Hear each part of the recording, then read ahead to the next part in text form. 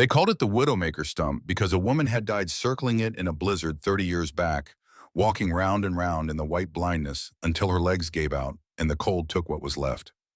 The stump sat a mile off the town of Ridgewater, Montana, right where the wagon track gave up pretending to be a road and surrendered to the trees. Even at noon, the ground around it stayed dark. The canopy had been cut away decades ago, but the shadow remained soaked into the earth like a stain that would not wash. The stump itself was enormous, wider than a barn, thick-barked and ancient, the remnant of a sequoia that had no business growing this far north but had grown anyway, stubborn and impossible, until some forgotten crew had felled it and left the base standing, because no saw on earth could cut it flush. Moss clung to its sides like a green wool blanket. Rainwater pooled in shallow bowls on its flat top, and the water smelled of old leaves and slow decay. Folks in Ridgewater used it the way you use a fence post or a crooked tree, a landmark, a reference point. If you hit the stump, you have gone too far, they would say, and then they would say nothing more about it because the stump was not worth more words than that. Not to most people. Samuel Harlan looked at that stump the way a carpenter looks at rough lumber. He saw what it could become. Sam was 35 years old, thin, faced gray-eyed, with hands that knew wood the way a blind man knows a room. He had learned carpentry not from school or guild, but from watching and doing, first in his father's shop in Ohio, and then on his own, after his father stopped being worth watching. Sam did not talk about his father much. When he did, it came out in short sentences that sounded like nails being driven. My old man could measure a board to the 16th. My old man could shape a tenon joint in his sleep. My old man never finished a single thing he started. That last part was the one that mattered. Sam's father had been a man of beginnings. He began a porch that never got a railing. He began a roof repair that left the kitchen open to rain for 2 winters. He began promises every autumn. This winter will be different. This winter we will be warm. Sam's mother believed him each time because believing was easier than fighting, and she kept believing until the winter she caught pneumonia in a house with gaps in the walls wide enough to slide your hand through. She died in January when Sam was 14.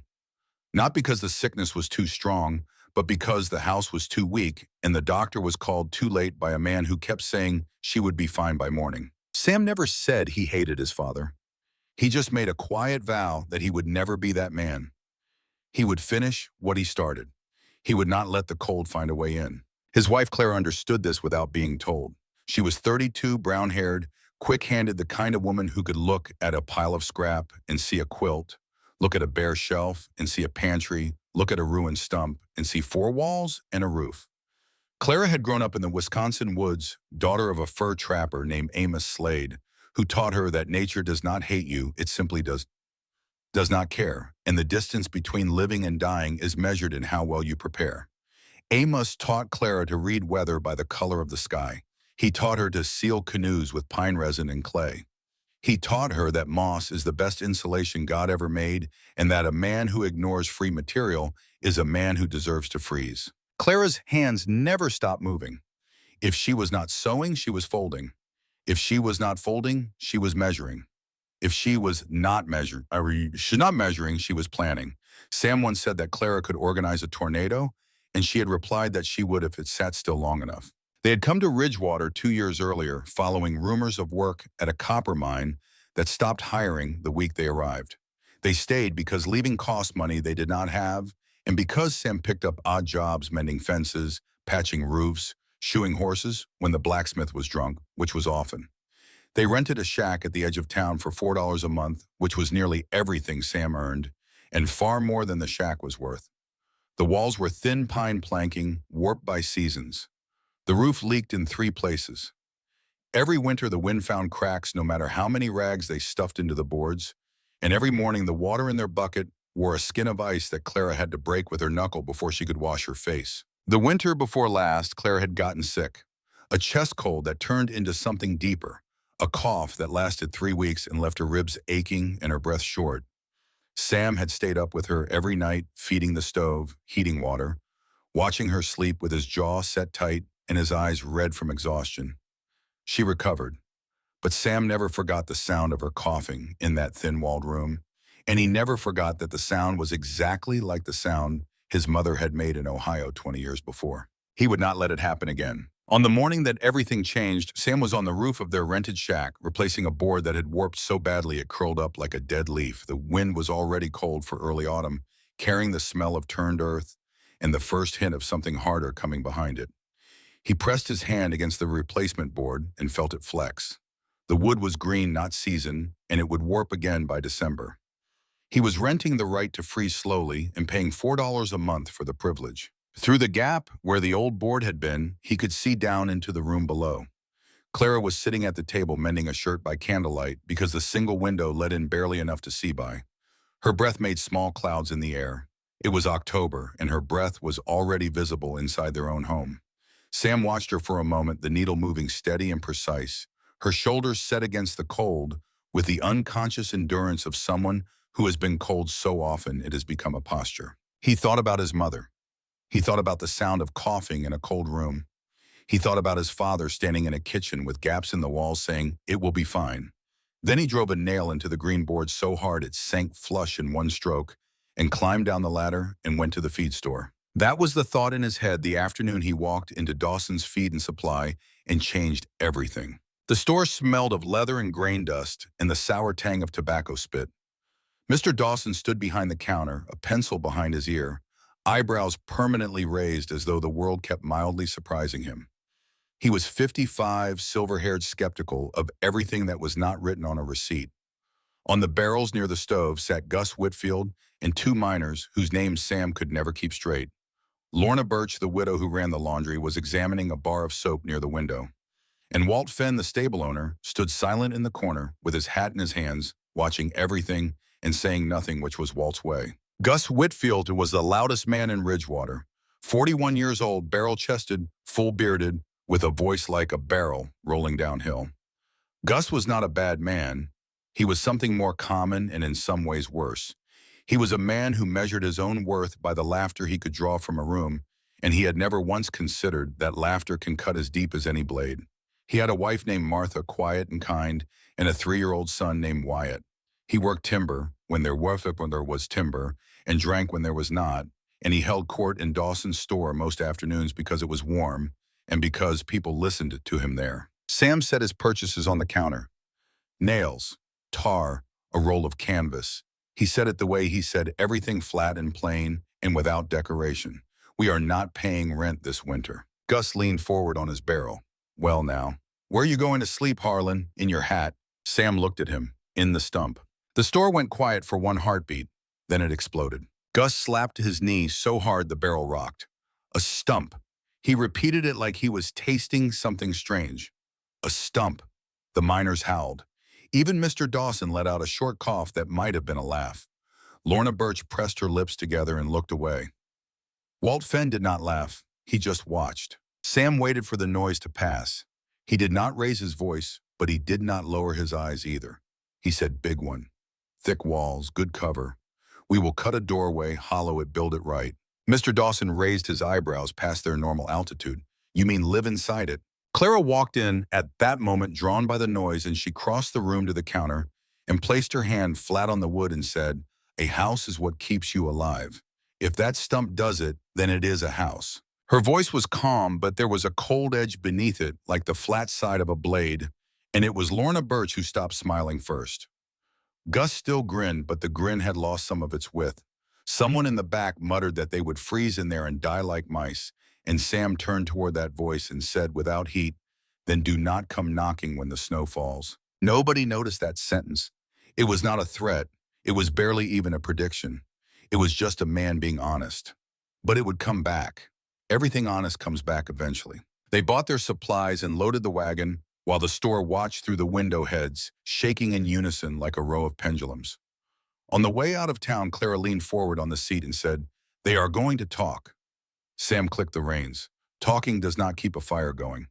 But Clara saw his knuckles whiten on the leather, and she knew that the laughter had landed somewhere inside him, in the place where his father's failures still echoed. She did not point it out. She just sat a little closer on the bench. That was how they held each other up, not with words, but with proximity. As the wagon passed the stable, Walt Finn stepped out and stood at a distance. He said quietly, almost to himself, "That stump. The bark is thick on it." Then he turned and went back inside. Sam heard him. He filed it away in the part of his mind where he kept things that mattered. They reached the stump before sundown. Up close, it looked like a tower that God had cut short.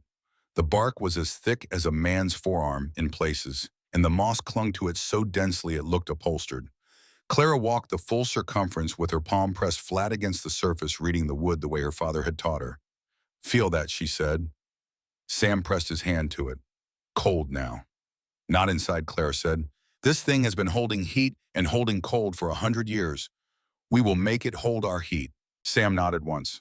"All right, first we mark the door." They chose the south side where the sun had a chance of reaching. Sam set his saw, and the first bite into the bark made a sound like a scream, high and raw, and Clara winced and then steadied the lantern and said, half joking and half not, "You sure it is not haunted?" Sam said. "If it is haunted, we will teach it manners." They worked until their arms shook. The bark fought them. The wood beneath was hard, but it was not alive anymore, and it gave way the way a stubborn old man gives way, slow and reluctant, and making you earn every inch.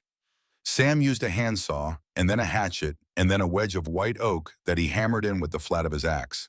When the cut finally opened enough to pry, the slab of bark came loose with a crack that echoed off the trees like a gunshot. Clara peered into the dark hollow. Sam lifted the lantern. Inside was dry, and there was space. More than either of them had dared to hope. The heartwood had rotted away decades ago, eaten from within by time and moisture, leaving a chamber roughly 10 feet across, round-walled, rough-floored, with the faint, sweet smell of old decay. It was not a room, not yet, but it was the bones of one. Clara let out a breath she had been holding since the feed store.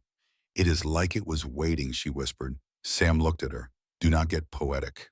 We have work." But his eyes were bright, and Clara saw it, and she knew that they were going to be all right. The days that followed were a blur of sawdust and sweat and sore muscles. They hollowed out the soft punk wood by hand, filling sacks, coughing in the dust. Clara kept her scarf over her mouth, eyes narrowed with the focus of a woman who has calculated exactly how much time she has before the first hard freeze and knows the margin is thin. They laid stones for a hearth-based flat shale from the creek bed because Sam knew that river-rounded stones can explode when heated and shale will not. They dragged 2 big flat rocks for steps. Sam cut a door frame from oak boards, fitted it true into the opening so the bark would not grind the hinges crooked. Clara stitched canvas into strips, soaked them in tar, and pressed them into every crack and seam like she was caulking a ship, because that is exactly what her father had done to his canoes. And the principle was the same. Keep the outside out. Keep the inside in. At night, they slept under the wagon with blankets pulled tight, listening to owls call and the distant murmur of the town they had chosen to leave behind. One morning, Clara woke and said, "We need a roof." Sam looked up at the stump's open top, a rough circle of sky. "We will cap it. Boards pitched for runoff. Canvas over the boards. Tar on the canvas." Clara was already counting in her head. And a chimney. A real one, not just a hole. Twice a week, they hauled lumber from town, and every trip through Ridgewater was a gauntlet. A woman at the well called out, "Hey, Clara, you going to plant flowers in that stump too?" Clara smiled her sweetest smile and said, "Maybe I will plant your mouth shut." Gus caught Sam near the saloon one evening. "You really doing this? Living like a squirrel." Sam said, "Squirrels survive." Gus said, "You will have smoke trapped in there. You will choke." Sam's voice stayed level. "You ever seen a dugout? Ever seen sod walls?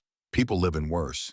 At least our walls will not melt." Behind the laughter, behind the jokes and the bets that Gus organized at the saloon, $1 says they quit before November. There was something nobody in Ridgewater wanted to examine too closely. Fear. Because the sky had been the wrong color for weeks, and the wind was coming earlier than anyone could remember. And if Sam Harlan was wrong about his stump, then it was only funny. But if the winter was worse than usual and the town was not ready, then the joke would be on all of them. The bets spread through the town the way all small cruelties spread in small places, carried on laughter and repeated at supper tables and whispered over fences. Gus kept a tally on the back of a feed sack nailed to the saloon wall. $2 said they would last until the first freeze and no further. $3 said the stump would leak and they would come crawling back by Thanksgiving. $5, the largest bet, came from Hank Sutter, who had never spoken to Sam or Clara in his life, but who enjoyed the feeling of being right about other people's failures, because it made his own feel smaller. When the news of the bets reached Clara through Lorna Birch, who had begun to feel the first stirrings of guilt, though she could not yet name them, Clara's hands tightened on the canvas she was cutting. She stood still for a moment, which was unusual for Clara, because Clara was never still. Then she said, "Let them bet. Betting money does not keep you warm." But that night, Sam noticed her sitting by the stump wall longer than usual, staring at nothing. And he did not ask if she was all right because he knew the answer, and the answer was a complicated thing that could not be fixed with words. Instead, he said, "Tomorrow I need to cut the shelf supports. The curve of the wall is tricky. I will need you to hold the level while I mark." Clara looked at him and understood what he was doing. He was giving her work to do instead of pain to carry. She said, "Curved shelves. Nobody has ever built curved shelves." Sam said, "Nobody has ever lived in a stump. We are doing everything for the first time." She almost smiled. Almost was enough. 10 days after they started, the autumn rains came. It hit at night, sudden and savage, the kind of rain that falls sideways and sounds like gravel on wood. Sam and Clara lay under the wagon listening to it hammer the earth. In the morning, they walked to the stump, and Clara felt her heart drop into her boots. Water had pooled on the open top, found every gap they had not yet sealed, and poured inside. The floor was soaked. The moss insulation she had spent 3 days packing into the walls hung in sodden clumps, dark and dripping. She knelt in the middle of the wet floor and looked at the ruin of her work and said nothing. Sam stood in the doorway. His jaw was tight. There was a war inside him that Clara could not see, but could feel the way you feel thunder before you hear it. The ghost of his father stood right behind him, the man who quit, the man who said it will be fine, and it never was. Sam was quiet for a long time, long enough that Clara began to wonder which man would speak, the sun or the echo. Then Sam said, his voice rough, "Water gets in, water gets out. We need drainage and a rain cap before anything else." Clara looked up at him. She had been waiting, she realized, waiting to see if he would break. He had not broken, but his hands were shaking when he picked up the shovel, and it was not from the cold.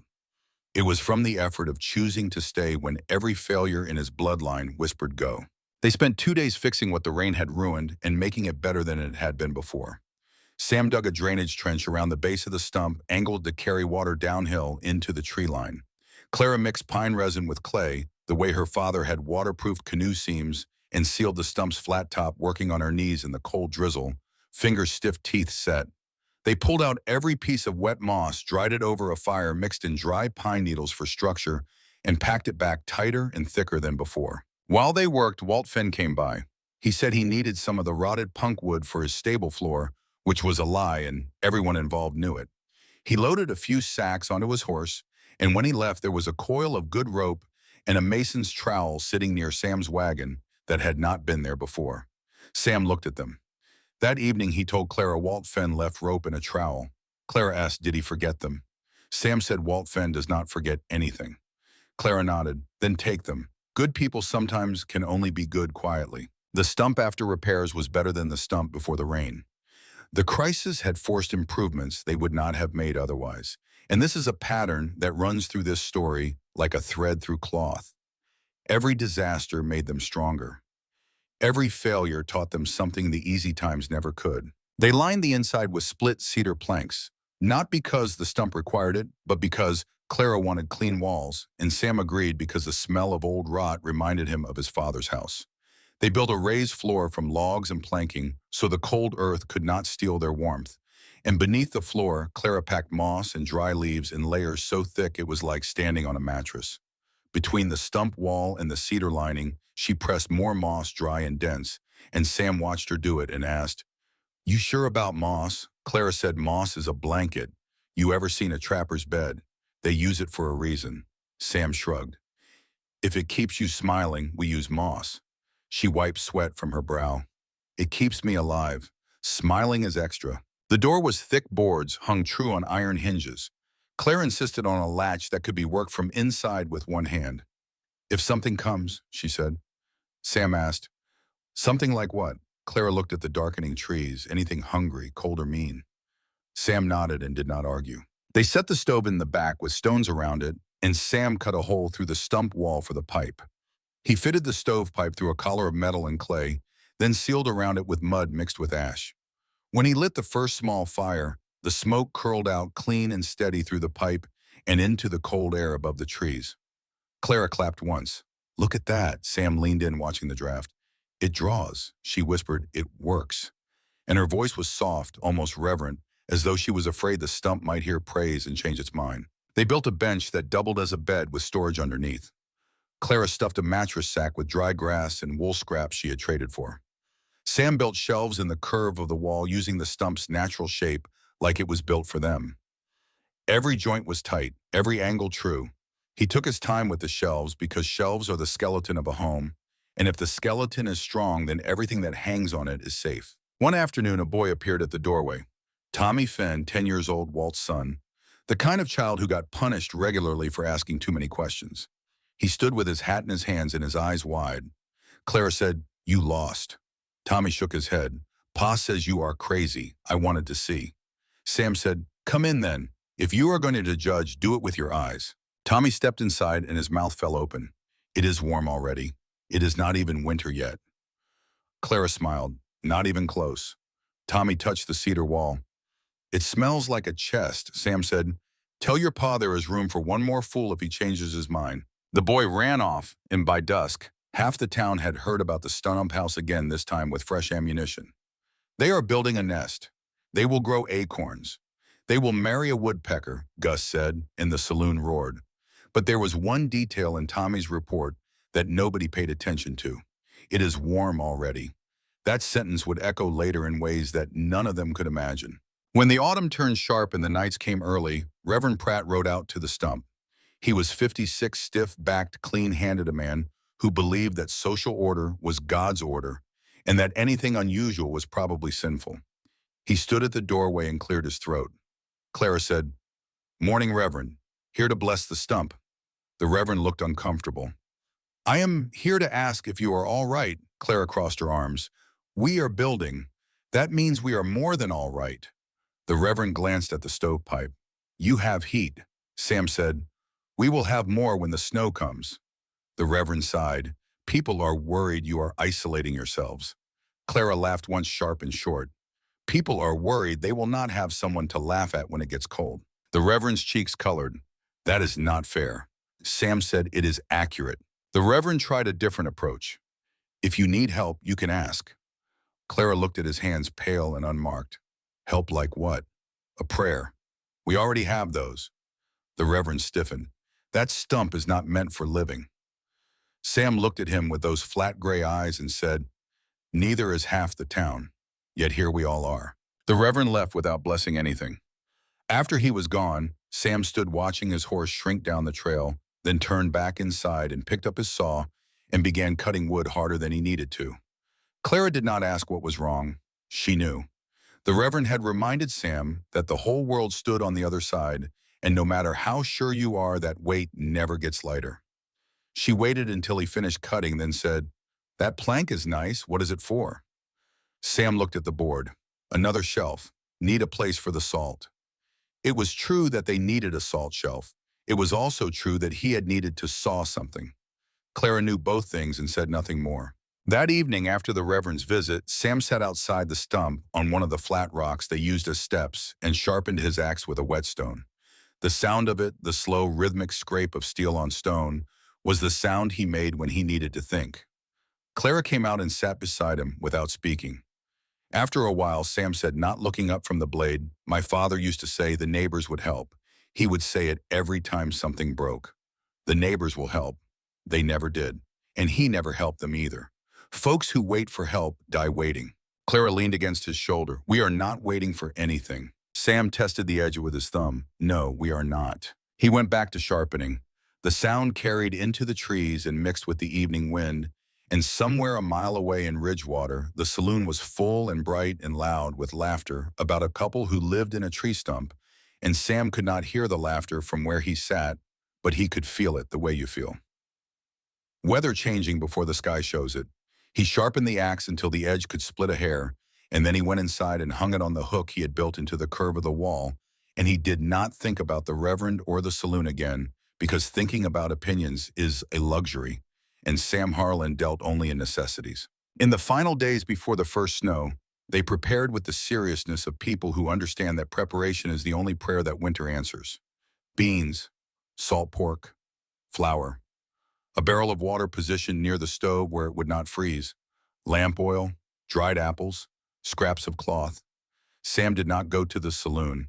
He saved every penny for lamp oil and flour.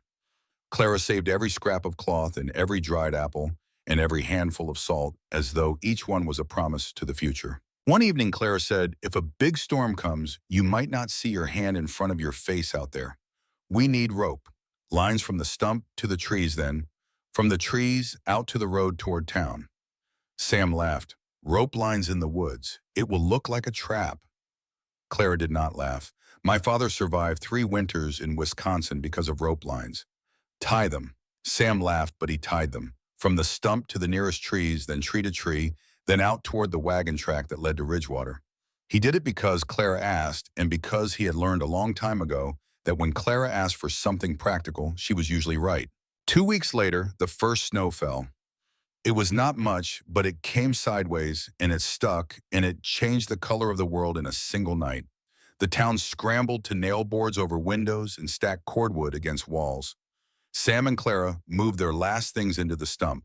A chest, 2 chairs, a kettle, Clara's sewing box. The first night inside with the door shut and the stove burning was a moment that neither of them would ever forget and neither would ever be able to describe properly because the feeling was too large for words. Clara leaned her back against the door and breathed out slow and deep the breath of a woman who has been holding tension in her body for months and can finally release it. Sam asked, "You scared?" She shook her head. "No, I'm relieved." Sam tossed a log into the stove and watched the sparks rise. "It is quiet," Clara nodded. "Quiet is a kind of rich." The stump held warmth like a fist holds a coin.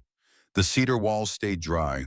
The moss in the walls sat thick and packed, and the heat from the stove spread evenly through the round room in a way that square rooms never manage, because square rooms have corners where cold hides and round rooms do not. This was the moment that vindicated everything they had done and everything they had endured. No trumpets, no audience. Just warmth in a place where warmth was not supposed to exist. That first night they lay on the benchbed and listened to the snow fall on the roof cap, a soft ticking sound like a slow clock. The stove glowed orange through its seams and threw shadows on the curved walls that moved like living things, and the cedar smelled clean, and the air was warm, and for the first time in 2 years, neither of them shivered in the dark. Clara said, "This is the first winter I have not been afraid of." Sam was quiet. Then he said, "This is the first thing I have finished." Clara turned to look at him. The firelight caught his face and she could see the boy he had been, the 14-year-old who had buried his mother and sworn he would not repeat his father's failures. She could see the weight of that vow in the lines around his eyes, in the set of his jaw, and the way his hands, even at rest, curled slightly, as though they were always holding a tool or getting ready to hold one. She said, "You finished it." Sam said, "We finished it." In the morning, Sam went outside and stood in the new snow and looked at the stump from the outside for the first time as a man standing in front of his home. The stovepipe breathed a thin column of smoke into the gray sky. The door frame was straight and true. The roof cap was sealed and shedding snow properly. The drainage trench was working, channeling meltwater away from the base. Everything he had built was holding. Everything Clara had sealed was dry. He stood there for several minutes, ankle-deep in fresh snow, and he felt something he had never felt before. It was not pride exactly, because pride is a word that carries too much weight in a story about people who were mocked for having it. It was closer to peace. The specific peace of a man who has done what he said he would do and can see the proof of it standing in front of him, solid and real, and smoking gently in the winter morning. Then he went inside and ate breakfast and checked the stove and did not mention the feeling to Clara, because some things do not need to be said. She saw it in his face anyway, the way she always saw things, and she smiled at him over her coffee, and the smile said, "I know," and that was enough. On the second day of snow, Gus Whitfield rode out with 2 men, collars up, hats low. They stopped outside the stump and called, "Hey, Stump folks." Sam opened the door a crack. "What?" Gus grinned, teeth bright in his beard. "Just checking you are not dead." Clara's voice came from behind Sam. "We are not. Are you?" Gus said. "Not cold yet. Town is fine. You miss us?" Sam said, "Not even a little." Gus pointed at the stovepipe. "You got smoke, so you are not frozen." "Good for you," Clara called out. "If you came to apologize, start now." Gus's grin faltered, then returned bigger. Apologize for laughing. You earned it. Living in a stump. Sam said, then keep laughing. Laughter keeps you warm, right? Gus's friend chuckled, and Gus turned his horse and said the words that would follow him like a shadow into the worst nights of his life. We will see who is laughing come January. The hoof prints filled with snow within the hour. That night, the wind rose like it had been saving its strength for weeks. It slammed into the trees with a sound like fists on a door. The stump did not sway. It did not creak. It sat thick and ancient and stubborn, the way it had sat for 100 years. And inside, Clara lay on the bench bed and said, "Hear that?" Sam said, "I hear it. Feels like the whole world is angry." Clara whispered, "Let it be angry outside." Sam reached over and squeezed her hand. Then through the wind, faint and wrong, the sound of a bell. Not the Sunday bell, not the call to supper. A frantic, clanging, irregular, desperate. Then silence. Clara sat up. "Did you hear that?" Sam listened. "Nothing but wind." "Something is wrong in town," Clara said. Sam looked at her. "The town always has trouble. They do not need us." Clara did not lie back down. She stared at the fire and thought about the children of Ridgewater. Wyatt Whitfield, 3 years old. Tommy Fenn, 10. The baby she had seen carried through the muddy street by mothers who had laughed at her. Sam watched her. He knew what she was thinking. He said, "If they need us, they know the way." Clara said, "What if they are too proud?" Sam was quiet for a long time, and when he spoke, his voice was steady and certain. Then we opened the door wider. Outside in the darkness, the rope lines Clara had insisted on were already humming in the wind, strung tight between the trees, invisible, and waiting a lifeline that no one yet knew they would need. By morning, the snow was waist-deep at the doorway. Sam had to shoulder the door open against the weight of it, and when he did, the cold hit him like a wall of water, instant and total, filling his nose and lungs and pressing against his skin with a force that felt personal. He shoveled a path and stamped the snow down into hard steps so they could get in and out, and by the time he came back inside, his eyelashes were white and his fingers were wooden, and Clara was holding out coffee that steamed like a small prayer. "Town is going to have trouble," she said. Sam took a drink. "Town always has trouble. They just never admit it." That first day was not the storm. That first day was the warning. The sky stayed low and gray, and the wind came in gusts that shook snow from the branches in heavy clumps that hit the ground like bodies falling. Inside the stump, the air was warm, and the cedar walls smelled clean, and the stove ticked and popped with a rhythm that felt like breathing. Clara mended a shirt. Sam checked the seals around the stovepipe, checked the door frame for drafts, checked the drainage trench outside to make sure ice was not blocking the channel. He moved through these tasks with the methodical calm of a man who understood that survival is not a single act of heroism, but 100 small acts of maintenance repeated without complaint until the danger passes. On the second day, the sky dropped lower, and the temperature fell with it. Sam guessed it was 30 below zero, maybe worse. The air was so dry and sharp it felt like breathing glass. You could feel it in your teeth, in your eyes, in the spaces between your fingers. Exposed skin went numb in 30 seconds, and painful in 60, and after that you were losing something you might not get back. That afternoon, Sam went outside to check the woodpile. They had enough for 2 weeks if they burned carefully, 3 if they burned sparingly. He stood in the snow with his hands in his coat pockets and looked toward Ridgewater. He could not see the town because the trees were in the way, but he could see smoke rising from where the town should have been, thin columns that the wind shredded and scattered before they reached any height. He counted the columns. There should have been 30 or 41 for every household with a working stove. He counted 18. The rest were either too thin to see at this distance or they were not there at all. 18 out of 40.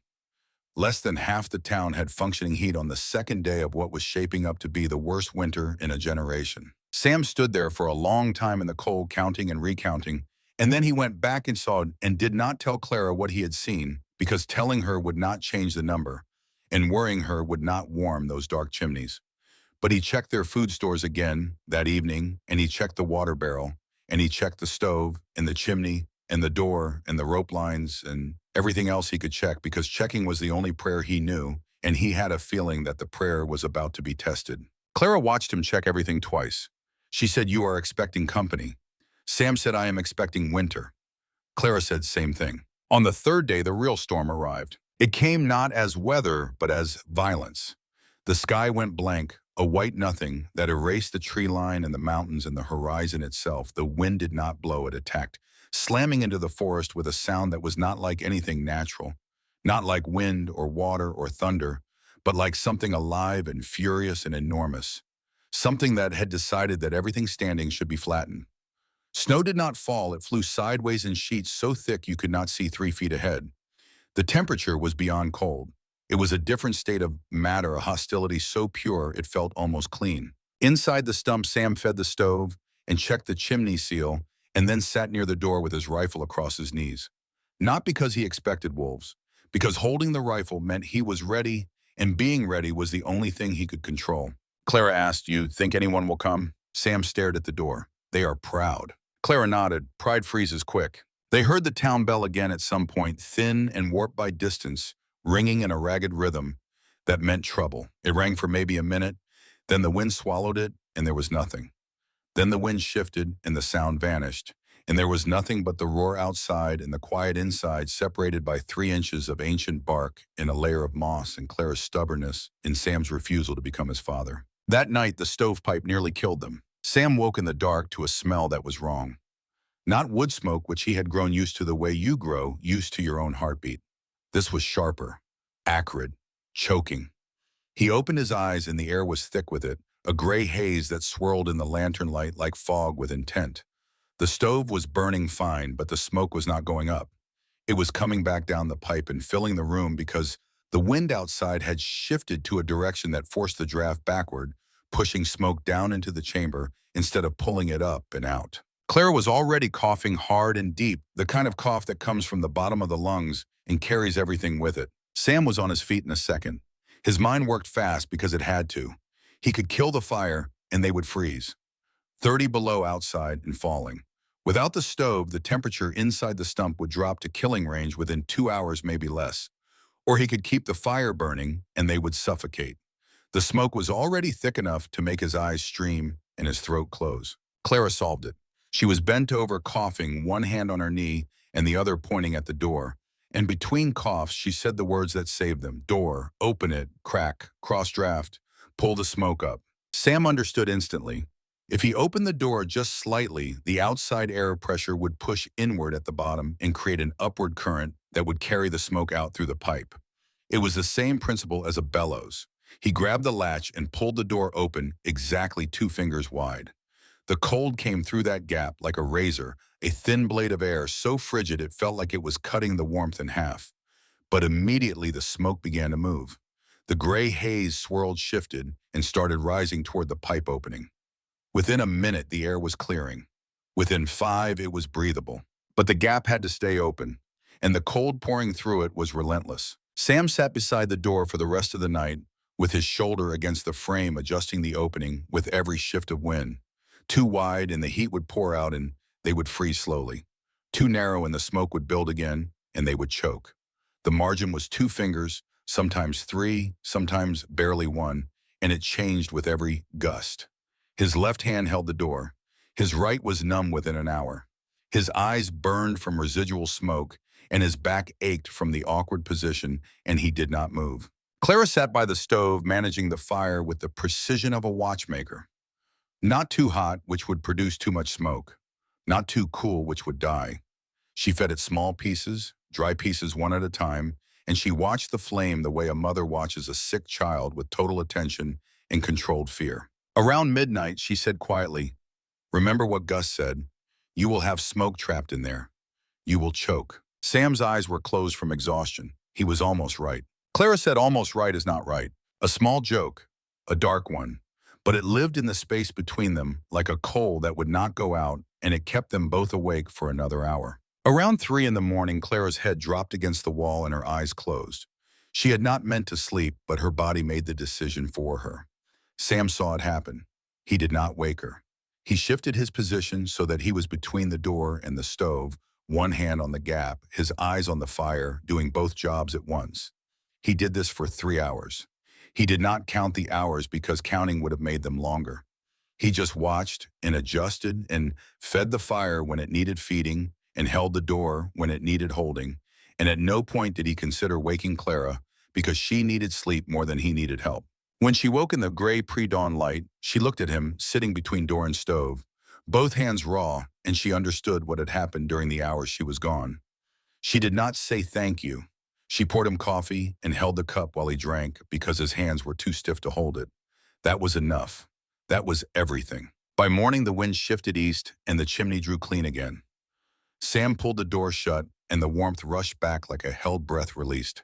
He said, "We need a wind cap on the top of the pipe and a backup vent on the opposite side. Small, just enough." Clara nodded. They had survived, but more importantly, they had learned. The stump was not perfect. It had weaknesses. Living was not about finding a perfect shelter. It was about knowing your shelter's flaws and fixing them before they became fatal. The storm pressed on. The second day was worse than the first in the way that second days always are, because the first day carries the energy of surprise and the second day is just endurance. The wind did not stop. The snow did not stop. The temperature did not rise. The world outside the stump was a white scream that never paused to breathe, and the world inside was a round room with two people who had chosen to trust their own hands over the opinions of everyone they knew. Sam checked the food. Clara checked the water. They rationed without discussing it, eating less than they wanted, because wanting and surviving are different currencies, and they had chosen to spend wisely. They spoke little because there was little to say that the silence was not already saying. They were alive. They were warm. They were together. Everything else was wind. In the afternoon of the second day, during a brief moment, when the wind seemed to pause as if gathering itself for another assault, Sam put on his coat and went outside to check the stovepipe and the roof cap. The snow was above his waist. Moving through it was like wading through cold sand. He checked the drainage trench, which was buried but still working, channeling snowmelt away from the base through the gaps in the packed ice. He checked the rope lines. They were still taut, still strung between the trees, already half buried, but holdable. He cleared snow from around the stovepipe exit and examined the seal which was holding. When he came back inside, his beard was white and his eyelashes were frozen together, and he had to stand by the stove for 5 minutes before he could unclench his fingers. Clara handed him coffee and asked, "How does it look?" Sam said, "The stump does not care about the storm. It was here before the storm, and it will be here after." Clara said, "So will we." Sam looked at her, and for the first time in weeks, he smiled a small, tight smile that barely moved his face, but that Clara recognized because she had been married to him long enough to read the language of a man who speaks more with his hands and his eyes than with his mouth. She smiled back.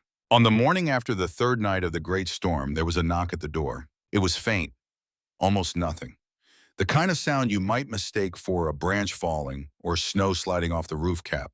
Then it came again, and this time there was no mistaking it. It was a human hand hitting wood, and it was weak, and it was desperate. Clara's eyes went wide in the lantern light. "That is a person." Sam stood and moved to the door. "Stay back." He slid the latch and opened the door just enough to see out, bracing his shoulder against the frame because the wind was trying to rip it from his hand. The face that appeared in the gap was barely recognizable as human. Red, cracked, a beard crusted with ice so thick it looked like a mask. The eyes were bloodshot and streaming, and the lips were split, and the whole face was trembling with a violence that was beyond shivering. A full-body convulsion that meant the cold had gotten deep into the core and was working its way toward the places where warmth means life. It was Mr. Dawson, the man from the feed store, the man who had raised his eyebrows and said, "You mean live inside it?" Sam grabbed him by the arm and hauled him through the doorway, and Clara rushed forward with a blanket. "Lord, you are frozen," she said. Mr. Dawson coughed so hard he bent double hands on his knees, and when he could speak, his voice was a rattle, a sound like stones in a dry creek bed. "We were wrong." Sam looked past him through the gap in the door. The cold reached in with white fingers. "How many?" Sam asked. Mr. Dawson swallowed. His teeth were chattering so hard the words came out broken. "A lot. People. Kids. We cannot." He could not finish. Clara said, "Sit by the stove. Sam, bring them in." Sam stepped outside and the cold hit him with its full open hand. It was like walking into a wall of knives. His eyes watered instantly and the tears froze on his cheeks before they could fall. He blinked the ice away and looked down the snow-covered slope toward the tree line, and what he saw stopped his breath in a way the cold could not. There was a line of people. Reverend Pratt was at the front, his clean hands now raw and bleeding, his straight back, bent his hat gone, his hair white with frost. Behind him, Gus Whitfield, massive and diminished, at the same time holding Martha's arm with one hand and pressing baby Wyatt against his chest with the other. Martha's face was gray. Wyatt was not crying, which was worse than crying because it meant the child was too cold to make sound.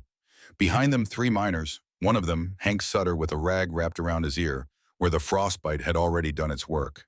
Two mothers with children pressed against their skirts, the children's faces buried in wool, their small bodies shaking. Lorna Birch, Walt Fenn with Tommy clinging to his leg. More faces, people Sam recognized from the street, from the store, from the saloon where they had placed bets on his failure. Their eyes were hollow.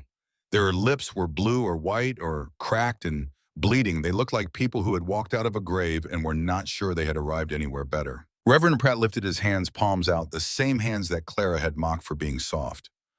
They were not soft now. They were blistered and torn and shaking. His voice came out thin against the wind. Please. Gus Whitfield stood behind the preacher. His proud grin was gone. Everything proud about him was gone. He looked at Sam and his mouth opened, but nothing came out. He just shook his head once, the way a man shakes his head when he has run out of words and excuses at the same time. Clara's voice cut through the wind from inside the stump. Bring them in. We can talk later. And there it was. The sentence Sam had spoken in the feed store came echoing back through the weeks and the wind and the mockery and the snow. Do not come knocking when the snow falls. They had come knocking. And Sam opened the door. He waved them forward. Move. Do not stand there. They shuffled up the path, boots slipping, shoulders hunched, holding each other, carrying children, some of them crying without sound because the cold had frozen even their grief into something silent. Sam let them in two at a time because every opening of the door was a battle. The wind wanted in, the heat wanted out, the stump held on. The first thing they felt was the warmth. After hours in the killing cold, the air inside the stump hit them like a physical force, a wall of heat that was not hot by any normal measure, but that felt volcanic to skin, that had gone past numb and into pain. People gasped when they crossed the threshold. Some of them laughed short, involuntary laughs that sounded like sauce. A miner named Perkins, a man who had not cried since childhood, sat down on the floor and wept openly and silently with his hands in his lap and his head bowed, and nobody said a word to him because everyone understood. The children came back to life slowly, the way frozen things thaw from the outside in. Their faces went from white to pink to red, and their fingers uncurled and their eyes opened wider, and they began to move and fidget and whimper, and every whimper was a victory, because whimpering means alive. Whimpering means warm enough to feel. Whimpering means the cold did not get deep enough to take what it wanted. Clara moved through the room like a general on a battlefield, assessing damage, allocating resources, making decisions without hesitation, because hesitation in a room full of hypothermic people is the same as harm. She checked Wyatt's fingers first. They were blue at the tips, but the blue was superficial, the capillaries retreating from the surface but not yet destroyed.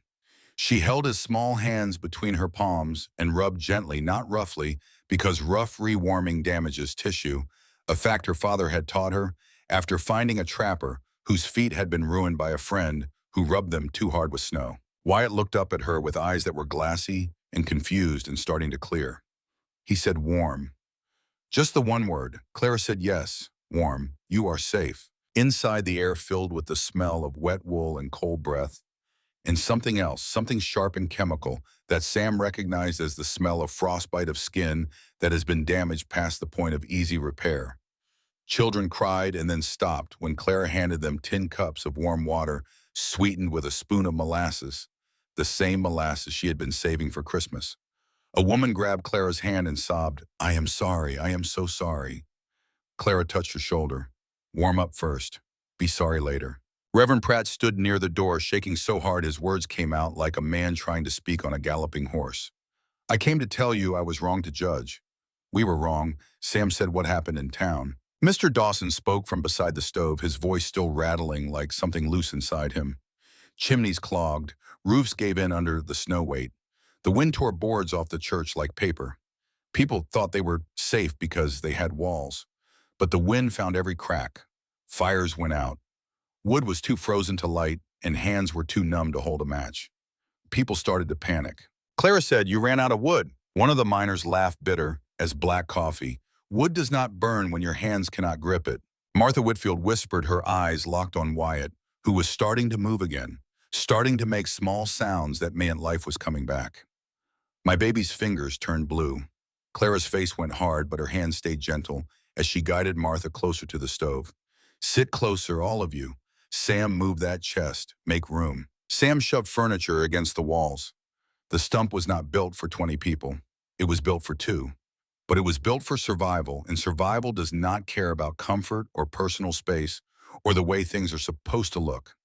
The walls curved, and people pressed into the curve, and somehow it worked the way things work when there is no alternative, when the only choice is together or dead. Gus Whitfield was the last one through the door. He could not meet Clara's eyes. He stood just inside the threshold, snow melting off his coat onto the floor. His massive frame somehow smaller than Sam had ever seen it, and he stared at the ground and said, "I laughed at you like it was sport. I am ashamed of it. I am sorry." The stove popped. Someone coughed. The wind screamed outside like it was trying to get the last word. Clara looked at Gus for a long moment, and what passed across her face was not forgiveness. Exactly. It was something more practical than that, something closer to triage. She said, "You can be sorry and still be warm. Sit down." Gus blinked, then he sat. Tommy Fenn tugged Clara's sleeve. His small face was red and raw, and his eyes were too old for a boy of 10. "Ma says the house is shaking." Clara knelt, so she was eye level with the boy. "Your ma is safe now. This house does not shake." Tommy sniffed his nose, red and running. "Is this dumb magic?" Clara smiled, tired but real. "No, it is work, and thick bark." That first night, Sam organized the stump the way his militia training had taught him to organize a camp. Not by asking, but by telling, because in crisis there is no time for consensus, and someone must lead or everyone will flail. He assigned stove duty in shifts. Who would add a log? Who would check the pipe for the backdraft he now knew was possible? Who would go outside to scoop snow for meltwater? He posted a rotation on the wall using a piece of charcoal on cedar, and he did not ask for volunteers. He assigned names. Gus opened his mouth out of reflex, the reflex of a man who had spent his whole life talking first and thinking second, and then he closed it and nodded and said yes. Clara watched from the bench and said quietly so only Sam could hear, "Look at you bossing a town." Sam murmured back, "If I do not, they will burn the place down." On the second day, the food had to be rationed. Clara divided their stores into careful portions, enough to keep everyone alive, but not enough to keep anyone satisfied. And she distributed them without apology, because apology would imply she owed these people something, when in fact every bean and strip of salt pork in this room had been bought with money she and Sam had saved by not drinking at the saloon, and not buying new clothes, and not wasting a single cent on anything that was not survival. Hank Sutter did not see it that way. Hank was 46, thick-necked, hard-handed from years swinging a pickaxe in the copper mine with a rag around his right ear, where the frostbite had taken the top half, and a temper that ran hot even when the rest of him was frozen. On the second evening, he stood up and said loud enough for everyone to hear, "Why do you two get to decide who eats how much? This is not your place anymore. There are 20 people here." The room went silent, not the comfortable silence of rest, but the tight, airless silence of a fuse burning. Children stopped fidgeting. Martha pulled Wyatt closer. Lorna Birch pressed her back against the curved wall. Sam stood up slowly. He was shorter than Hank by half a head and lighter by 40 pounds, and none of that mattered because what Sam carried was not size but certainty, the kind that comes from building the ground you stand on with your own hands. His voice was lower than usual, not louder, and it carried a gravity that filled the round room, from wall to curved wall. 2 people built this place. 2 people stored this food. You came with nothing. If you want to say in how things are divided, go outside and bring something back. Hank stepped forward. His fists were not clenched, but they were not open either. He was a man used to solving problems with volume and proximity, and he was doing both now, towering over Sam the way a storm cloud towers over a field. Then Gus Whitfield stood up. It was the last thing anyone expected. Gus moved between Sam and Hank, and he did not puff up, and he did not raise his voice, and he did not perform for anyone. For the first time in his life, Gus Whitfield spoke without an audience in mind. He spoke to one man. "Hank, sit down." Hank's eyes shifted. "A few weeks ago, you were laughing at them." Gus nodded. "I was." And I was wrong. And right now, I am standing in a house they built, eating food they saved, warming myself at a stove they installed. So sit down or go outside. Hank looked around the room. Every face looked back at him, and not one of them was on his side. He sat down. From his corner, Reverend Pratt said, "We survive together or we die together. There is no third option." Sam did not gloat. He did not acknowledge the moment as a victory because it was not a victory. It was a fracture that would return worse if he did not address the root. The next morning, he gave Hank a job. The wind cap for the stovepipe needed building. It required someone who could bend metal and shape stone, skills that a copper miner had in his hands, the way a musician has melody. Sam handed Hank the materials and said, "This needs to be done before tonight. The pipe backed up 2 days ago and nearly killed us." Hank looked at the materials, then at Sam, then at the stovepipe. He did not say thank you or I am sorry or even yes. He just started working. And when the wind cap was finished and the stovepipe held perfect draft through the next gale, Mr. Dawson looked at the work and said, "That is good craftsmanship." Hank's shoulders dropped an inch. It was the first time since arriving that he looked like a man instead of a problem. On the third day with the town inside the Stump, Sam sent 2 men out during a lull to check on Ridgewater.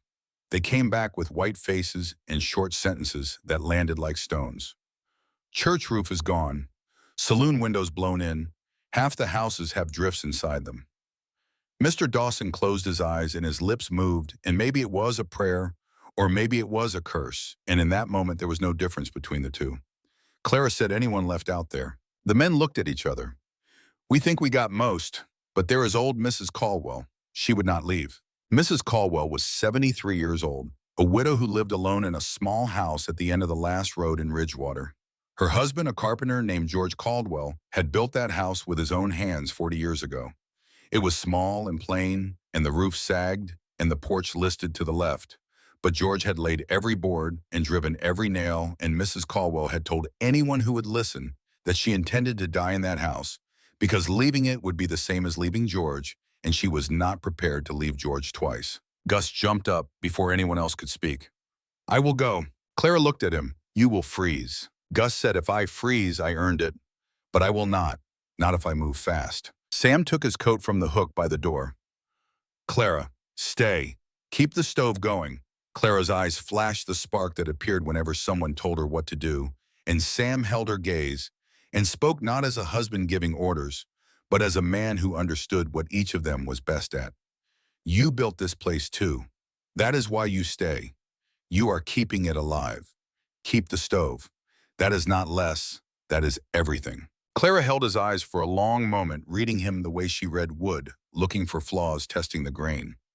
Then she said, "Bring her back." Sam nodded once. "I will." Sam and Gus pushed through the door, and the white world swallowed them whole. The wind hit them like a living thing, something with weight and malice, and it tried to steal their breath before they had taken 3 steps. They could see nothing. The trees were shapes, then shadows, then gone. The sky and the ground were the same color and the same texture, and the only way to tell them apart was gravity. Sam reached out with his right hand and found the rope. Clara's rope. The line she had made him string between the trees while he laughed about it, looking like a trap. He was not laughing now. He wrapped his fist around that rope and pulled, and the rope held, and behind him Gus grabbed his shoulder, and they began to move. It was a mile to Mrs. Caldwell's house, and it took them 40 minutes of blind struggling through snow that was waist-deep in places and chest-deep in drifts. The rope saved them. Without it, they would have walked in circles, the way the old widow had walked in circles around the Stump 30 years ago, and they would have died the same way, feet from safety and unable to find it. Gus slipped twice on hidden ice beneath the snow, and both times Sam hauled him up by the collar, and both times Gus shouted through the wind, "I am fine." And both times Sam shouted back, "Nobody is fine. Keep moving." Halfway there, the rope ran out. Sam had not strung it all the way to Mrs. Caldwell's house because her house was at the far end of town, and he had not had enough rope. The last 50 yards were blind. Sam navigated by memory and by the wind direction and by the faint smell of cold wood smoke that still hung in the air near the houses, even though the fires had been dead for hours. Gus stayed close behind him, one hand on Sam's coat, trusting a man he had mocked 6 months ago with his life, and finding in that trust something that felt, despite the terror in the cold like relief. The relief of no longer pretending to be better than someone you know is better than you. The relief of following instead of leading when the leader knows the way and you do not. They almost walked past the house. It was buried. The front was a wall of snow with only the top of the doorframe visible, and the porch roof sagging under a weight of white that looked permanent and geological. Sam found the door by touch, digging with his hands until his fingers hit wood, and he hammered on it with his fist, because knocking was not enough to be heard through snow and wind and the stubbornness of an old woman who had decided to die in her husband's house. They found Mrs. Caldwell in her kitchen, wrapped in quilts, shaking so violently that the quilts shook with her. The house was barely warmer than outside. Ice had formed on the inside of the window. The stove was cold and dead, and the wood box beside it was empty, and Mrs. Caldwell's hands were too stiff and swollen to have lifted a log, even if there had been one. She looked up at them with eyes that were fierce and frightened, and too proud to admit either, and she snapped, "I am not leaving my home." Gus crouched beside her, and something happened to his face that neither he nor Sam had ever seen before. Gentleness. Not the performed kind, not the gentleness that a loud man puts on like a costume when he wants something. Real gentleness. The kind that comes from having been broken and rebuilt and knowing that the rebuilt version is better than the original. "Ma'am, your home does not love you back. Come on." She squinted at him. "You are Gus Whitfield." "Yes, ma'am." She huffed, and even the huff was shaking. "You always were loud." Gus gave a small smile. "Not loud today." Sam said, "We have a warm place. It is not far." Mrs. Caldwell's eyes filled with tears she did not want anyone to see, tears that froze on her lashes before they could fall. "Warm," she whispered, and the words sounded like she was saying the name of someone she loved. Gus said, "Warm as a mother's arms." She slapped his arm weakly. "Do not go getting soft on me." Gus said, "Too late." They wrapped her tight in every quilt she owned and carried her out into the storm and followed the rope back hand over hand through the white blindness. And when Sam pushed through the door of the stump with Mrs. Caldwell in his arms, Clara was right there, taking the old woman, guiding her to the stove, wrapping her in the warmest blanket, not saying a word about another mouth to feed, because mouths are attached to lives, and lives are not a cost, they are the point. After Mrs. Caldwell was settled and her shaking had slowed from violence to tremor, Sam sat down next to Clara. His hands were shaking too, not from cold anymore, from the adrenaline leaving his body, the chemical crash that follows terror. Clara took his hands in both of hers and held them without speaking. Sam looked at her. "The rope." Clara said, "Yes." Sam said, "You were right." Clara said, "I know." A smile small as a seed and just as full of possibility. The storm finally broke after 2 weeks, though. Broke is too strong a word for what it did. It did not break, it retreated, pulling back like a tide that has spent its fury and is saving strength for the next assault. The sky cleared for the first time in 14 days, and the sun appeared low and cold and blinding against the white landscape. But winter did not leave. It settled into the valley like a bad tenant, cold and constant, and in no hurry to go. Inside, the Stump life found a rhythm that kept people sane when sanity was a fragile thing. Men went out in groups of 3 during the brief daylight to find and cut wood. The nearby trees had been stripped clean within the first week, and each day the wood-cutting parties had to go farther, wading through snow that was sometimes chest-deep, dragging logs back on sleds made from scrap boards and rope. It was brutal work that left men gasping and sweating despite the cold, and by the time they returned, their clothes were soaked through and had to be dried near the stove, which meant the air inside the stump carried a permanent smell of wet wool and hard labor. Women managed the food, which meant performing daily miracles of division. Clara oversaw this with the precision of an accountant, counting every portion, measuring every cup of flour, keeping a tally on the wall in charcoal that shrank each day. She and Mrs. Caldwell formed an unlikely partnership. The old woman could not chop wood or haul water, but she could cook in ways that made nothing taste like something, stretching Clara's careful rations with pinches of dried sage and wild onion from a cloth bag she had refused to leave behind. When Clara asked where she had learned to make so much from so little, Mrs. Caldwell said, 40 years feeding a man who worked harder than any 2 of you put together. You learn, or you starve." Then she muttered something about George and turned back to the pot and did not speak again for an hour. Children were given tasks because idle children in a small space become noise, and noise becomes friction. Tommy Fenn swept the floor every morning. The smaller ones sorted kindling by size. Even little Wyatt Whitfield was given the job of carrying dry moss to the insulation gaps, a task he performed with the grave seriousness of a child who has been told he is important and believes it completely. Arguments flared because they had to. One night a miner complained that his back hurt from the hard floor, and Clara snapped, "Stand outside for 10 minutes and tell me which hurts worse." Another time, two women argued over sleeping positions near the stove, and Sam settled it by flipping a flat stone with a mark scratched on one side. And nobody argued with the stone, because arguing with randomness feels more foolish than arguing with a person. But the disputes were small and the peace was large, held together by the shared memory of standing outside and killing cold, and looking at the warm light leaking through the cracks of a stump they had all laughed at. Gus Whitfield changed, not in one dramatic moment, but in the accumulation of small ones, the way a river changes a stone not by force but by persistence. He took the worst jobs without being asked. He chopped wood until his palms cracked and bled. He shoveled snow away from the stovepipe in wind that turned his face raw. He watched the children when their mothers collapsed into the sleep of the truly exhausted.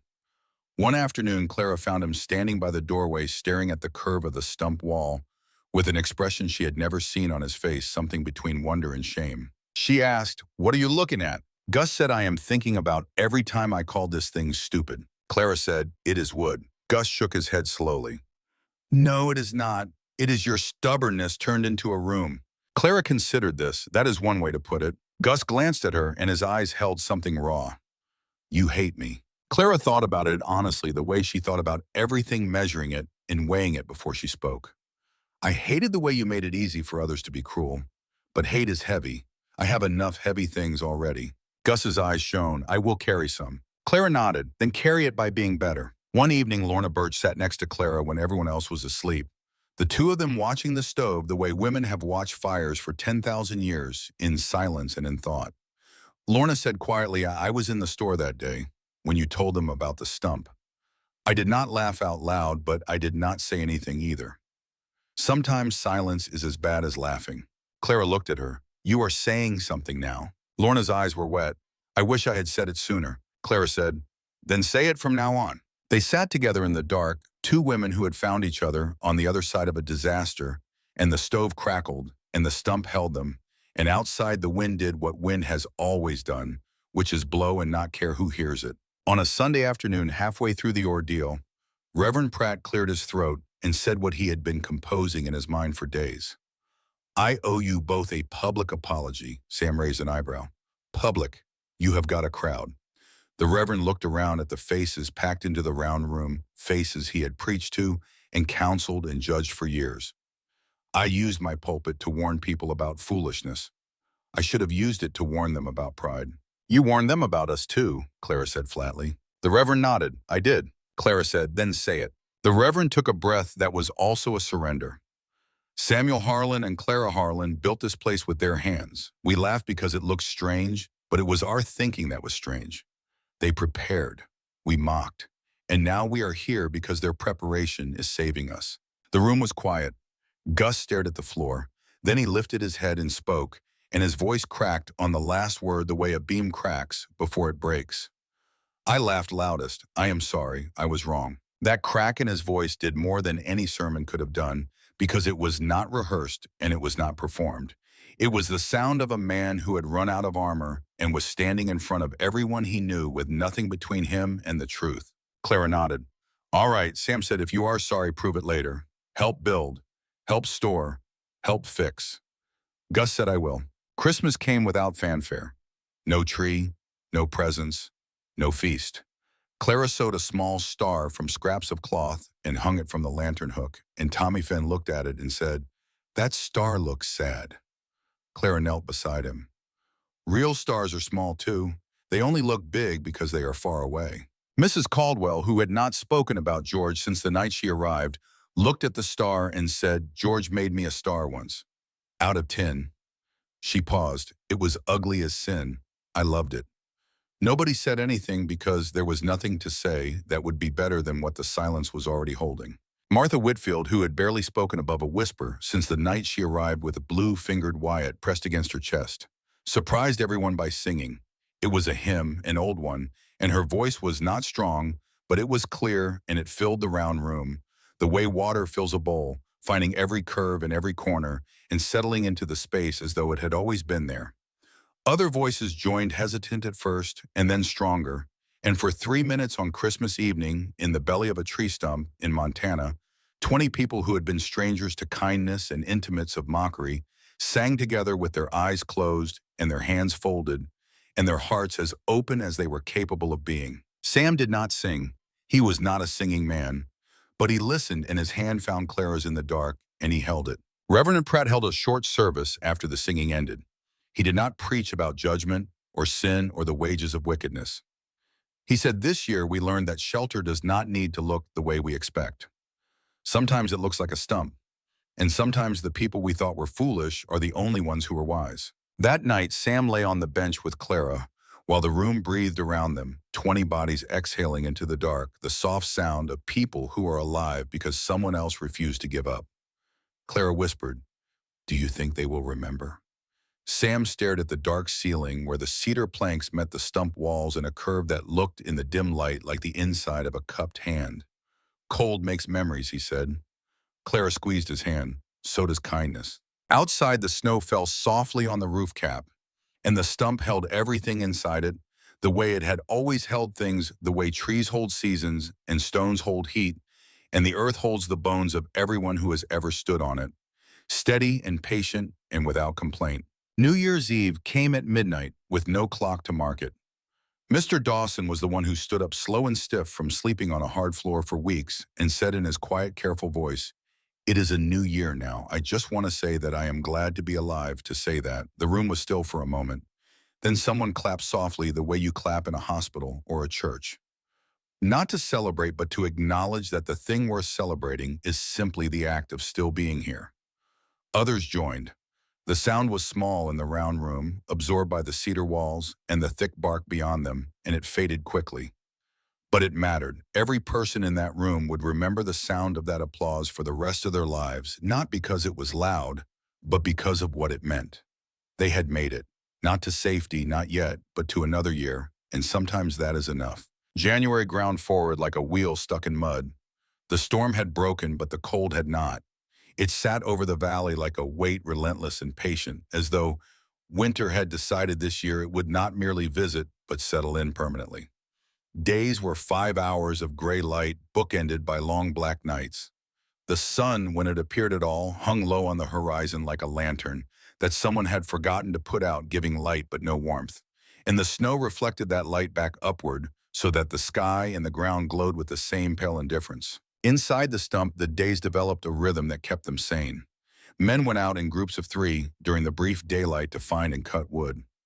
The nearby trees had been stripped already, and each day they had to go farther, moving through snow that was sometimes chest deep, dragging logs back on sleds made from scrap boards and whatever rope they could find. It was brutal work that left men gasping and sweating despite the cold, and by the time they returned, their clothes were soaked and had to be dried by the stove, which meant the air inside the stump was perpetually damp, with the smell of wet wool and exertion. Women managed the food, which meant performing daily miracles of division, turning what was never enough into what would barely do. Clara oversaw this with the precision of an accountant and the stubbornness of a woman who refused to let a single bean go to waste. She counted every portion. She measured every cup of flour. She kept a tally on the wall in charcoal, a column of marks that shrank each day and that everyone tried not to look at and everyone looked at constantly. Children were given tasks because idle children in a small space become noise, and noise becomes friction, and friction becomes fights that nobody can afford. Tommy Fenn swept the floor every morning with a broom made from bound twigs. The smaller ones sorted kindling by size. Even Wyatt Whitfield, barely 3, was given the job of carrying dry moss from the storage pile to the insulation gaps, where the cold had found new ways, in a task he performed with the grave seriousness of a child who has been told he is important and believes it with his whole heart. Arguments flared because they had to. 20 people in a round room with not enough food and too much fear cannot live without friction any more than a fire can burn without sparks. One night, a miner whose name nobody remembers complained that his back hurt from the hard floor and Clara snapped, "Stand outside for 10 minutes and tell me which hurts worse." He shut up. Another time, two women argued over sleeping positions near the stove, and Sam settled it by flipping a coin he did not have, using instead a flat stone with a mark scratched on one side, and nobody argued with the stone because arguing with something random feels more foolish than arguing with a person. But the arguments were small, and the peace was large, and the reason for that was simple. Everyone in that room had stood outside in the killing cold and looked at the warm light leaking from the cracks of a stump they had laughed at, and they had felt the specific humiliation of needing exactly the thing they had mocked. That humiliation was a teacher more effective than any sermon Reverend Pratt had ever delivered, and its lesson stuck because it was written not in words, but in the memory of numb fingers and blue lips and the sound of a child too cold to cry. Reverend Pratt began holding services on Sunday mornings. He stood near the stove because there was no pulpit, no altar, no stained glass window casting colored light on polished pews. There was only a round room and a fire, and the faces of people who had been stripped of everything except the need to hear something that was not the wind. The Reverend had changed. The man who had ridden out to the stump in autumn with clean hands and a straight back, and the certainty that God's plan looked like four walls and a proper roof, was not the same man who stood here now. This man had blistered fingers and a back that ached every morning, and the humbling knowledge that God's plan might look like the inside of a tree. He did not preach about judgment anymore. He preached about the difference between walls and shelter. He said, "A wall is just wood. Shelter is what someone builds when they care enough to think ahead." We had walls. They had shelter. He let the silence do the rest of the work. The following Sunday, he said, "I spent years telling this town what to fear. I should have told you what to respect.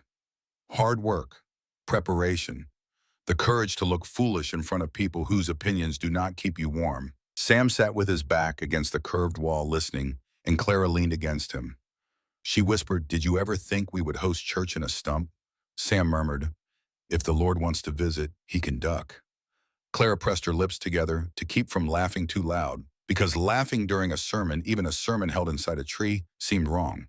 And because the laughter rising in her chest was the kind that comes from relief so deep it needs somewhere to go. As the weeks inside the stump accumulated, something happened that no one had planned for and no one could have predicted.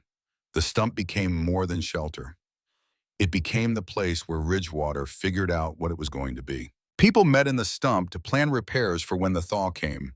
They met to discuss who had skills and who had tools and who could help whom. They met to settle the small disputes that arise when humans are pressed together too tightly for too long. The curved walls heard confessions that would never have been spoken in the open air, admissions of fear and failure and regret that people had carried for years without showing anyone. The walls heard apologies owed for seasons, for slights and grudges, and the slow poison of gossip that small towns brew the way other places brew beer constantly and without thinking about it. One morning, Walt Finn found Sam outside splitting wood during a pause in the weather.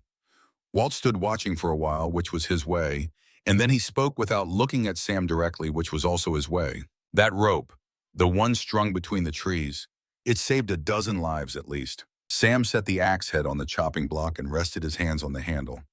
"My wife made me tie it." Walt nodded. "I know." He was quiet, then he said, "In the store that day, when you told them, I should have said something. I could see you were right, but I did not open my mouth." Sam looked at Walt for a long moment. He could have said many things. He could have agreed that Walt should have spoken up. He could have shrugged it off. He could have offered absolution or accusation. Instead, he said, "You left the rope and the trowel by my wagon." Walt blinked. A small flinch crossed his face, the flinch of a man whose secret kindness has been discovered. Sam said, "There are different ways to speak. You spoke yours." Walt looked at the ground. "But I should have spoken louder." Sam drove the axe into the chopping block with one clean stroke. "Then speak louder from now on." Walt nodded once and walked back toward the stump. His shoulders were straighter. His step was different. He had set down something he had been carrying since autumn, something heavier than firewood and harder to stack, the particular burden of a man who knew what was right and chose silence, and lived with the weight of that choice for months. There are more men like Walt in the world than there are men like Gus. Quiet men who do the right thing when no one is watching and spend years wondering if it was enough. Men who stand in the back of every room while louder voices fill the air. Their silence is not cowardice. It is caution and habit and the deeply held belief that actions matter more than words. They are right about that. But sometimes words are actions, and staying quiet when someone is being mocked is its own kind of harm, even when you leave rope by their wagon in the dark. One morning, Clara found something on the stone step outside the door. A chair, small and roughly made, shaped from scrap lumber with joints that were crude but solid. No note, no name, just a chair sitting in the pre-dawn cold like a sentence that needed no speaker. Clara brought it inside and set it by the stove and looked at Sam. He looked at the chair the way he looked at all joinery, reading the hand behind it. "Hank," he said. Clara raised an eyebrow. "How do you know?" Sam said, "Look at the joints. A miner knows how to cut stone. He knows how to shape wood, too. The cuts are rough, but the angles are sound. That is a man who works with hard material and respects it."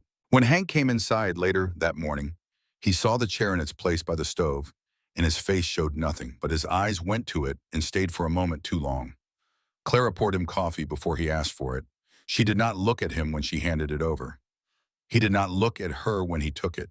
No words, no acknowledgement, no ceremony of any kind. Just a chair that said what a man could not bring himself to say out loud, and a cup of coffee that said it had been heard. That is how some people make peace. Not with speeches or handshakes or grand gestures, but with a thing built in the dark and a kindness offered without being asked. Spring did not arrive so much as it leaked in through cracks that winter had not sealed. A drip from the roof cap where ice was thinning. A patch of mud where the snow had retreated an inch.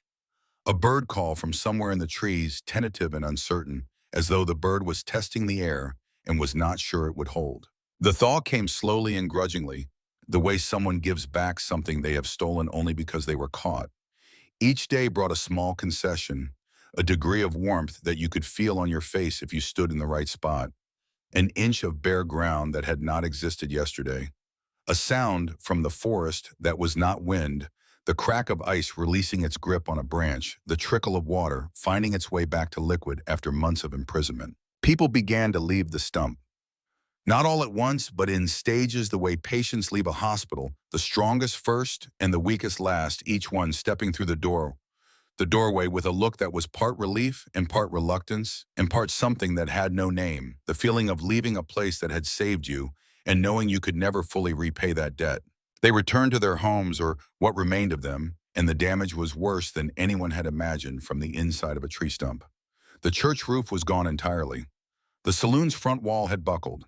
Half the houses in town had water damage from drifts that had found their way inside and melted and frozen and melted again until floors were warped and walls were stained, and the whole town looked like a mouth that had been punched. They rebuilt. Not quickly, not easily, but with a will that had not existed before the storm, a will born not from optimism, but from the knowledge of what happens when you are not prepared and the memory of whose door you had to knock on when your own walls failed. Men who had argued over property lines shared tools without discussion. Women who had gossiped about the stump brought Clara bread. Children who had repeated their parents' jokes about squirrels and acorns now played around the stump without irony and without being told to stop. The change was not dramatic. It was not a transformation. People do not transform. They adjust slowly and incompletely, and the adjustments are visible only if you know where to look. But if you stood in the middle of Ridgewater in those first weeks of spring, and you had known the town before the storm, you would have noticed that people said good morning when they had not before, and that they asked, "How are you?" and waited for the answer, and that when someone needed a hand raising a beam or patching a wall, there were 3 hands before they finished asking. Gus Whitfield was at the center of every rebuilding effort.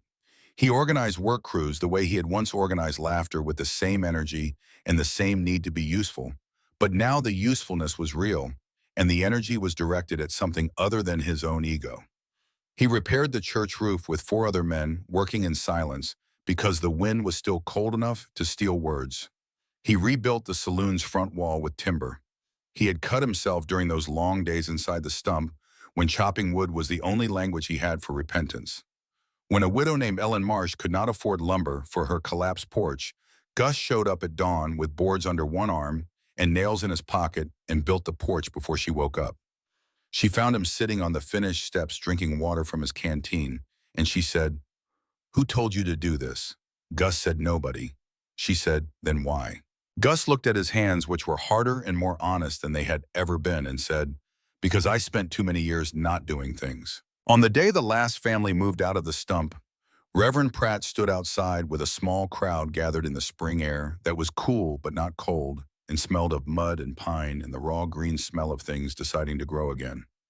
He cleared his throat, the old habit from years of pulpits and funerals and Sunday mornings, and said, before we go, we should say something. Gus Whitfield stepped forward first. This surprised everyone, including Gus. But he had been carrying something inside him for 3 months, and it needed to come out, or it would stay there forever, calcifying into the kind of shame that a man takes to his grave without ever speaking it. And Gus had decided somewhere during those weeks of chopping wood and watching children and sleeping on a floor that he was done carrying things in silence. He removed his hat and held it in both hands and looked at the stump. He looked at it the way you look at something that has changed the shape of your life, something you cannot walk past without remembering who you were and who you became, and the distance between those two people. He said, I laughed at this place. I laughed at Samuel and Clara. I used my laugh like a whip because it felt good to swing it, and I never once thought about where it landed. I am ashamed of that. This stump kept my wife alive. It kept my boy alive. He kept me alive even though I did nothing to deserve it. So I am saying it out loud where everyone can hear. Thank you, he turned to Sam and Clara, who stood in the doorway of their home. I am sorry. Clara looked at him the way she had looked at him that first night, measuring, weighing, testing the grain. Then she said, you have been showing it. That counts, she paused. Keep showing it when it is warm. That is the hard part. Gus nodded. His eyes were wet, but he did not wipe them because wiping them would have meant hiding them, and he was finished with hiding. Reverend Pratt raised his voice. This stump is a lesson, not a joke, not a curiosity, a lesson. Mr. Dawson added, we should put up a sign. A teenager at the back of the crowd snorted the automatic snort of someone who is young enough to think that sincerity is embarrassing. A sign, what will it say? Stumps come see? Clara said no. Sam said a sign that says, do not be proud. Do not be lazy. Do not mock what you do not understand. The teenager looked at Sam, and the snort died on his face, and something else took its place. Something quieter and more serious, the look of a young man who has just heard words that he does not fully understand yet, but knows he will carry for a long time. He nodded. A week later, the town council met beside the stump, not in the town hall because everyone agreed that the stump had demonstrated better judgment than the hall, and possibly better judgment than the council. It was a warm morning for early spring, the kind of morning where the air smells like thawing earth, and the sun has enough strength to warm your face if you close your eyes and tilt toward it. Mr. Dawson had written the declaration by hand on the best paper he had, which was the back of an inventory sheet from his store, and the irony of that was not lost on anyone. The same store where Sam had been laughed at was providing the paper that would protect the place the laughter had tried to kill. Mr. Dawson read from the paper with hands that shook not from cold, but from the weight of what the words meant. We declare this place a town trust, not to take it from Samuel and Clara, but to protect it. No one cuts it, no one burns it, no one tears it down. Anyone who harms it answers to all of us. Martha Whitfield spoke up, which she rarely did, her voice carrying the quiet authority of a woman who had watched her baby's fingers turn blue in a house that was supposed to be safe and had been carried into a stump that was not supposed to be anything. She said this place should be marked, not for us, for the people who come after us, so they know what happened here and what it cost and what it taught. Clara looked at Martha, and for the first time something passed between the two women that was deeper than gratitude or forgiveness. It was recognition, the recognition that they had both nearly lost something irreplaceable, and that the margin between loss and survival had been 3 inches of bark and a woman who knew what moss was for. Clara said, it is not yours to claim. Sam and I built it, but it saved you too. So you cannot own it, but you can respect it. A few men laughed from habit the way you laugh when something is too serious to face straight on, and then they stopped when Clara looked at them. It was not a threatening look. It was simply the look of a woman who had earned the right to silence a room without raising her voice. They signed. Every one of them. Even Hank Sutter, who signed his name at the bottom of the page in a hand that was rough and angular. The handwriting of a man who had spent more of his life holding a pickaxe than a pen. He signed and he set the pen down, and he looked at Sam and nodded once. Sam nodded back. That was all they needed. Sam watched the last signature dry and said, "If you are making rules, make one more. Bring firewood before you bring opinions." Summer came the way summers come after hard winters, tentatively at first, and then with a rush of warmth and green that feels like forgiveness, even though it is only weather.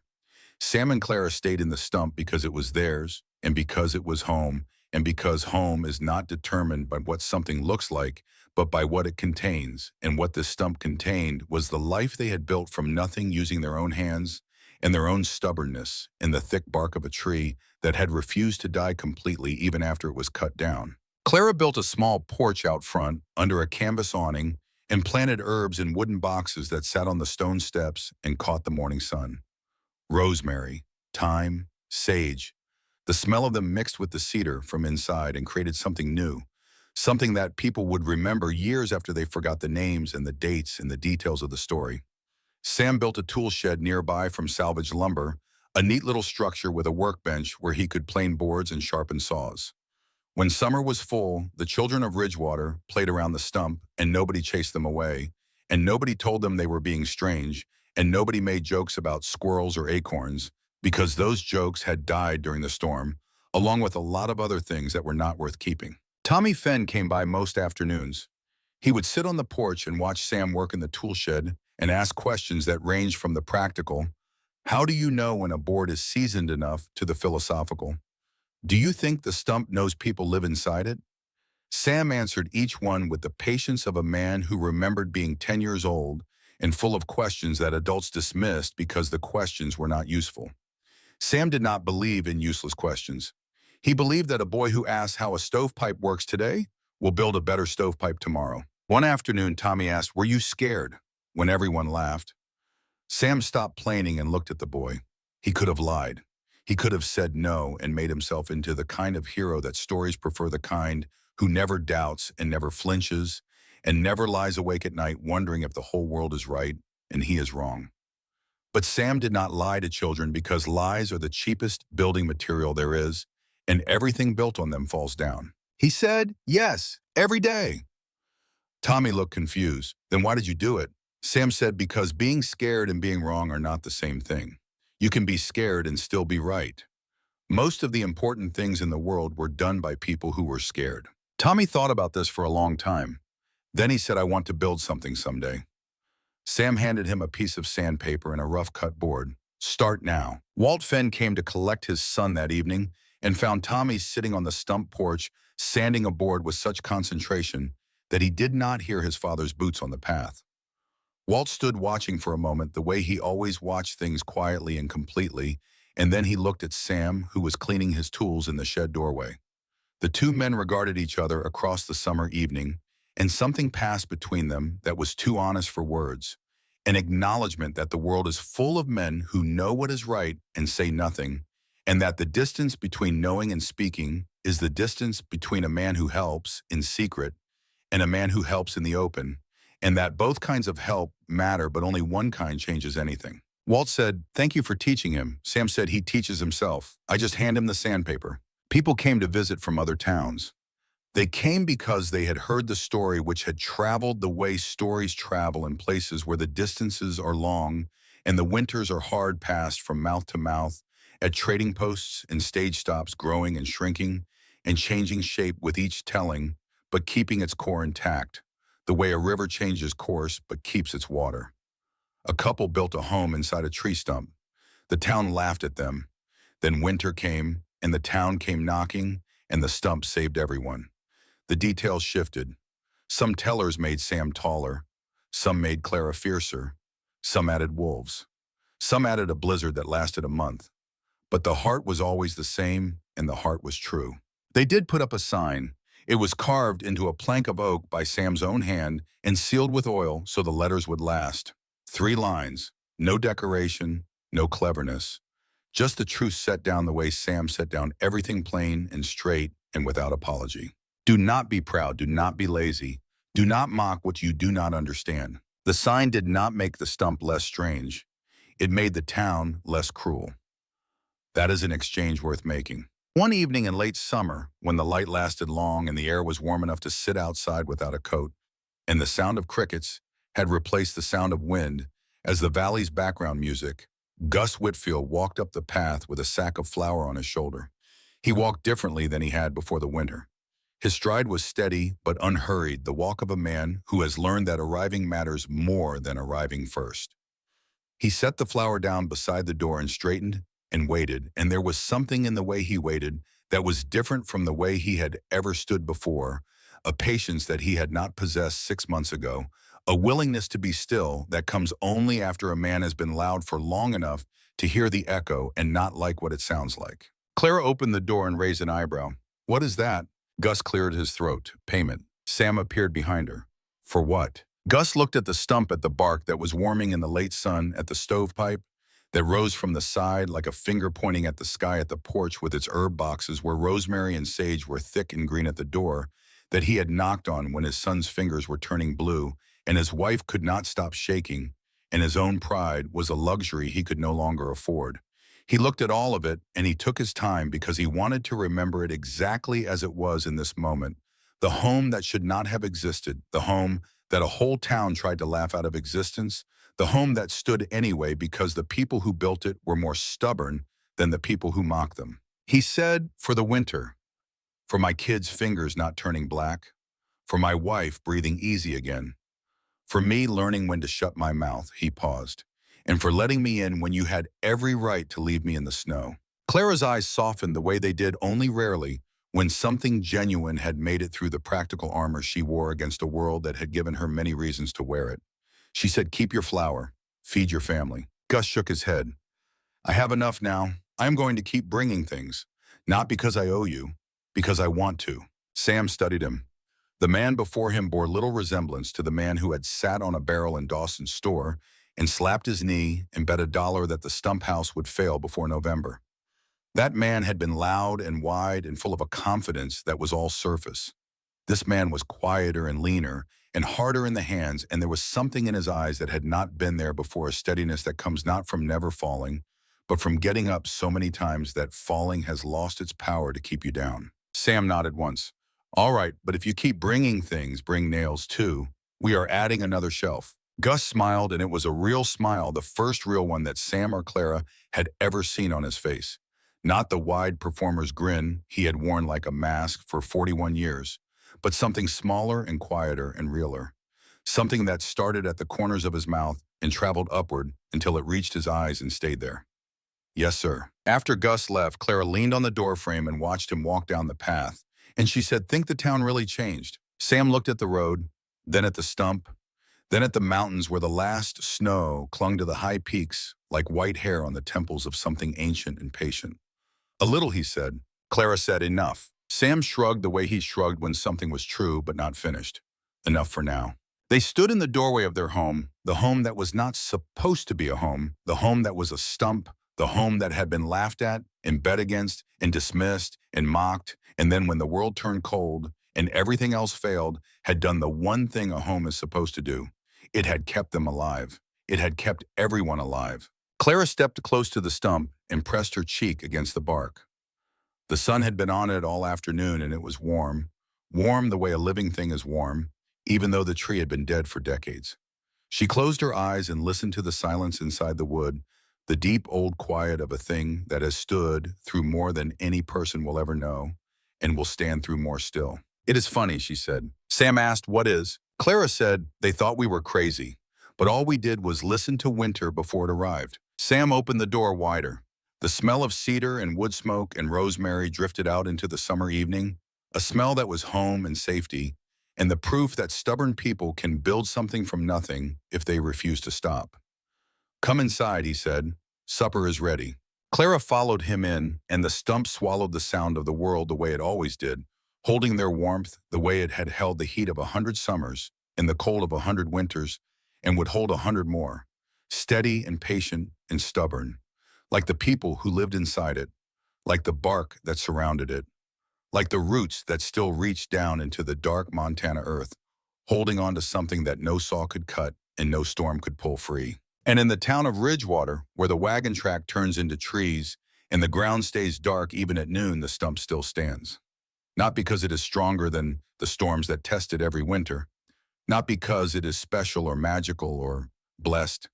It stands because two people looked at something that everyone else saw as nothing and decided it was enough.